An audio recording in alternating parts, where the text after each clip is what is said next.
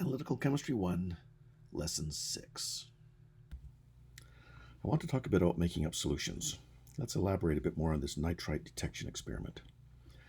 To reliably detect concentrations in the ppm range, we can use instrumentation that will be covered in future analytical chemistry courses.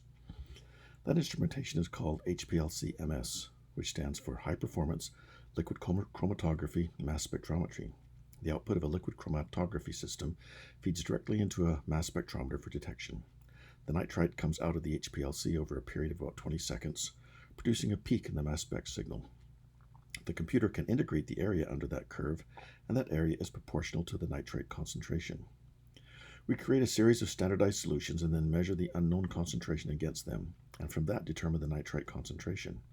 For now, I just want to make up some solutions to show you how this will be done. We will need a set of standardized solutions from about 0.5 to about 20 ppm in nitrite. We will create a standardized solution of a greater concentration that we can draw from and dilute to the concentrations we need. Let's aim for a 50 ppm solution.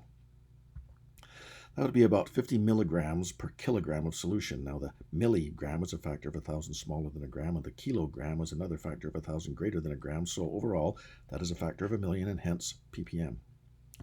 Nitrite can be delivered by various substances, but sodium nitrite is readily available. The molar mass of nitrite is 46.005 grams per mole. The molar mass of sodium nitrite is 68.995 grams per mole. We will make up a liter of our initial stock solution, so that will be about 1 kilogram. We will therefore need to add enough sodium nitrite so that the nitrite portion of the mass is about 50 milligrams. How much sodium nitrite should we weigh out for this? Well, 50 milligrams of nitrite times the molar mass of sodium nitrite divided by the molar mass of nitrite gives us about 75 milligrams of sodium nitrite.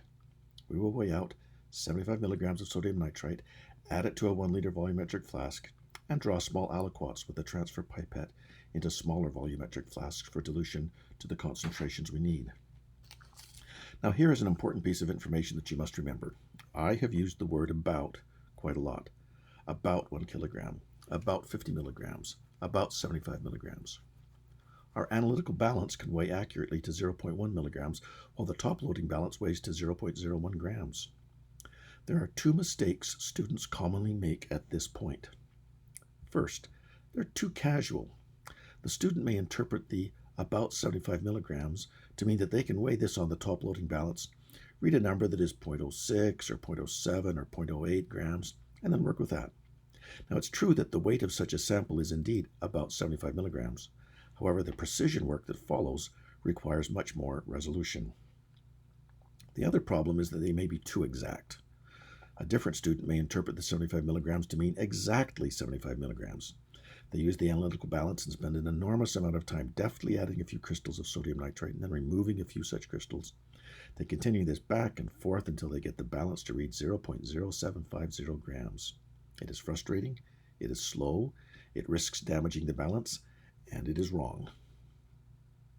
What's just right is that we need the accuracy of the analytical balance. We also need something around 75 milligrams. You should probably aim for a mass between 70 and 80 milligrams, but even if you were a little outside this range, it would probably be okay. What is important is that you record the mass to the 0.1 milligram resolution of the balance. Another potential problem is that many substances absorb water as they sit unused on the shelf for many months or even years. Other substances absorb gases such as CO2. Some absorb a lot of water and need to be stored in a moisture-free environment. Some absorb so much they can actually dissolve in their own absorbed water. In any case, a precision weighing experiment usually starts with drying the material that is to be weighed in an oven at a temperature around 100 Celsius that will drive off any absorbed gases, which are mostly water. Okay, on with the experiment. We put about a gram of sodium nitrite in a small weighing container with a lid. Weigh this on the analytical balance and record its weight. Remove it from the balance and place it in the drying oven. Now, you'll be given a specific procedure to follow in the lab. After about an hour, you take it out and place it in a desiccator, which is a sealed container with moisture-absorbing material in the bottom, so that it can cool to room temperature. Now, you have to let it cool because a warm sample on the balance pan will create air currents that will disturb the measurement. And if you let it cool on the bench top, it could just be reabsorbing moisture from the air.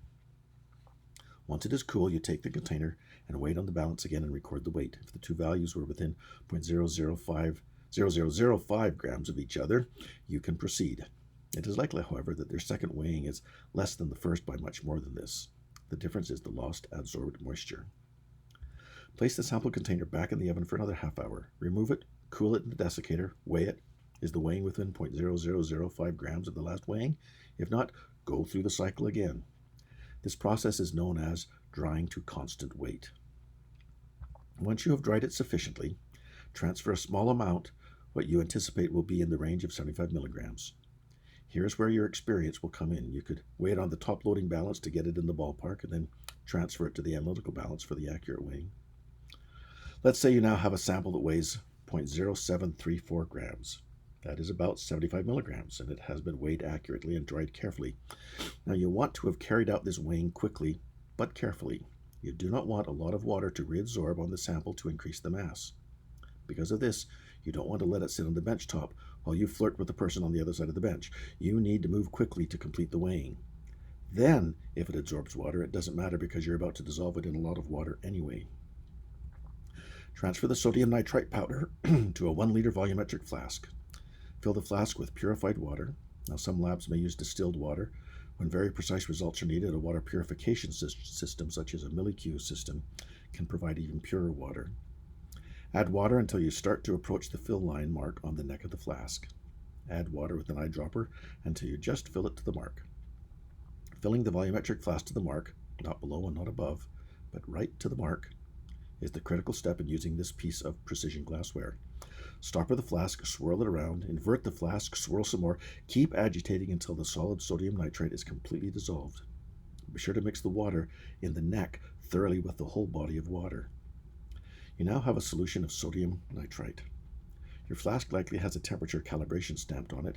If the lab is at that temperature, then you have 1.000 liters of solution.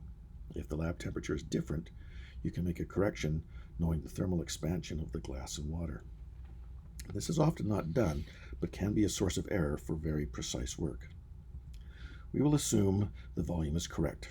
Our solution then is 73.4 milligrams per kilogram of solution, or 73.4 ppm. But wait, 73.4 ppm of what? Well, the solution is 73.4 ppm of sodium nitrite. There are 73.4 milligrams of sodium nitrite per kilogram of solution. Except there really isn't any sodium nitrite in the solution anymore. It is all dissolved and only sodium ions and nitrite ions are present as solutes. So then, what is the weight of nitrite present in the solution? Multiply by the ratio of the molar mass of nitrite over that of sodium nitrite. The solution is 48.9 ppm in nitrite.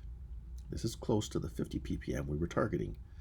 Just for interest's sake, note that the solution is 24.5 ppm in sodium ion. The molar mass of sodium is 22.98977 grams per mole.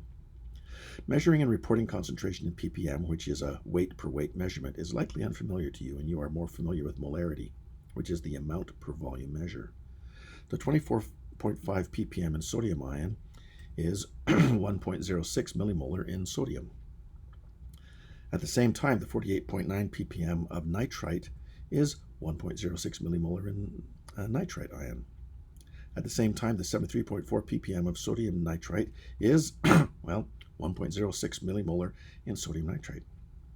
Strictly speaking, we should say that the solution is 1.06 milliformal in sodium nitrite. Formally, there is 1.06 millimolar of sodium nitrite in the solution, though in reality there is none. It is all ionized as it's solvated upon dissolution. You'll find that chemists generally expect that you will understand when something dissociates and ionizes upon dissolution, and formality is not widely used. Molarity is used, and we assume you understand when it has ionized. Be prepared to occasionally see formality and know what it means. Perhaps you can see some of the value in using molarity as a concentration measure. Quite often chemists use molarity or molality because it works so well with molecular stoichiometry. However, a problem can arise when the material being dissolved is messier than a nice clean sample of sodium nitrite. For example, if we took 1 milligram of, say, dirt and dissolved it in water to form 1 liter of solution, we could correctly say that the solution was 1 ppm in dirt. This could be a very reasonable approach to the chemical analysis of complex samples, such as dirt. Environmental or industrial samples can be very complex. We can't meaningfully use a quantity measure. A mole of dirt makes no sense. We can't use the same analysis of complex samples that we can with more well-known matrices. So both concentration in terms of molarity or concentration in terms of a weight-weight measure, such as with ppm, have their utility. One of your learning objectives in this course is to become adept at both measures and be able to switch between them when it makes sense.